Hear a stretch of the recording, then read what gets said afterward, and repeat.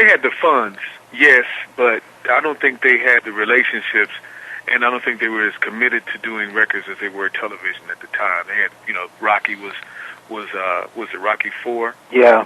That they came out with. Baywatch was it? Baywatch was at the time, and they were more focused on that, and they had a lot more of their cash sunk in that part of the business. But they had the money. Mm-hmm. But they were just like into like novelty records, kind of, sort of.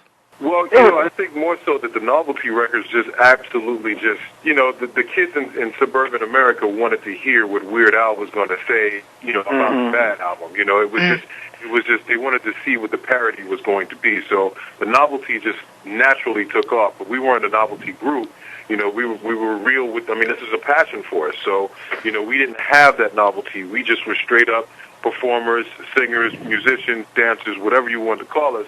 That's what we did. And we were really, really, convicted in our craft. So to speak. Yeah. Now, tell me about With You. With You was a ballad that was really something to me, something kind of special to me. It was the song originated with myself and L.A. Dre sitting in a room with myself and L.A. Dre on the keyboards, just kind of humming melodies, and that song just always had a emotional chord for me. Plus, it was about your girlfriend too. Okay, all right, damn, put me on fire. Come on, man.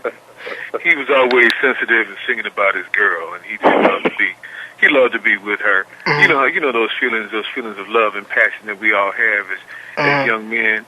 When your testosterone is bubbling over.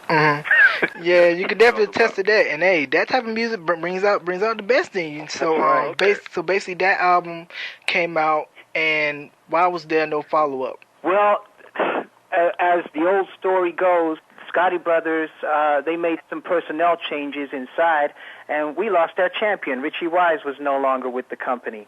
And when the new head of A&R came in, he had, I think, a lot of his own acts that he wanted to bring to the label and develop. And, us already kind of being on the roster there, I don't know if we ever felt like we were a priority in after that. And we started to record another album and came up with some heat. But unfortunately, just kind of sat on the shelf over there for a while, and until we kind of lost our zest for being at the label, and turned our lives in some different directions. Right, and kids, that's the dark side of the business. When labels change and people go in and go out, and when you lose the person that can't vouch for you, chances are, album can get shelved, possibly trying to find another deal and all of that. So when you sign that contract, just know that that's one step. Right. And another thing, about that is like when you're in a situation like that and you've got the downtime, this is life. Life goes on. Bills keep coming. All the natural things that we deal with every day start to change, and you just get pulled in a lot of different directions. And that's just how it happened. But we continue to work in the business as producers, managers, and still stayed busy. So we found other things to do to keep us in it. And we're still doing the same thing today. Exactly. In fact, this whole thing comes at a really good time for us, because just a couple of months ago, me, Sean, and Jeff sat down and made the commitment. We said, we got to do another record. So we're in the early stages of that right now, and that is one of our priorities to pick up the pace on at the beginning of the year after the holidays are over, and we want to try and have a hot summer record out there by mid-year next year. And we're already a couple songs deep, and we've got some things that we really feel good about so far, and I'll tell you, the magic is still there for us.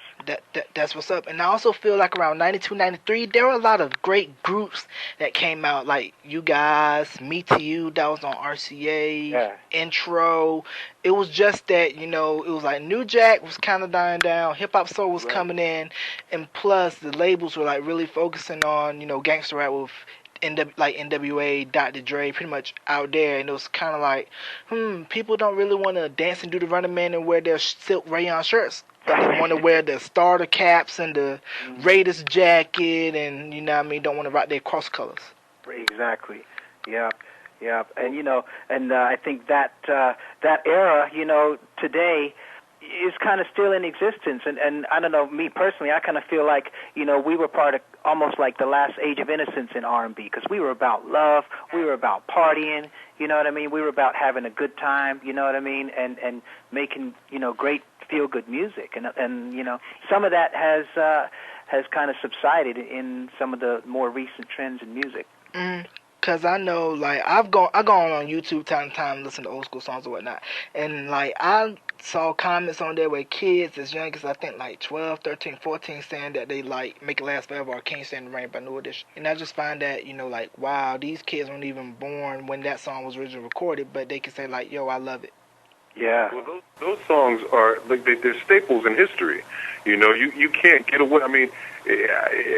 The only thing that I can say is that back then, when you wrote about a song, you wrote about life's experiences. Today, I find that a lot of the young artists, not to take anything away from them, because I think, you know, they've got a great imagination and great creativity, but, you know, they've gotten away from the feel-good thing. It's the here and now. It's the satisfaction right now. It's like, you know, I don't want to court you and talk about how, you know, I want to court you and make you feel good. It's about, let me get to you right now, because that's what my goal is. Yeah, you know, so it's a little different. You know, things have changed a little bit. Right. Now, Jeff, it was also, too, after the group that you worked with Magic Johnson's record label, you were responsible for Land Avant, his record deal, so tell me about that.